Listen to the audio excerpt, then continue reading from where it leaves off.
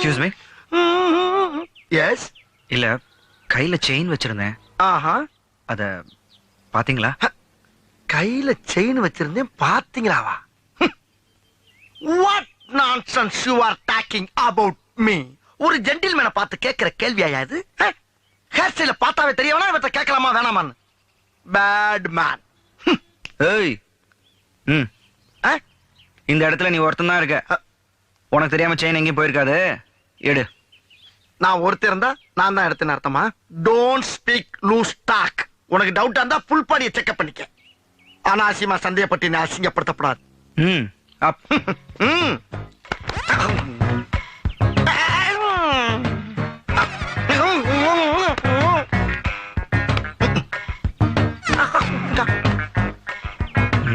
Clear ஆயிடுச்சா? ஆள் பார்த்து பேச பழகிக்க. ஏய்,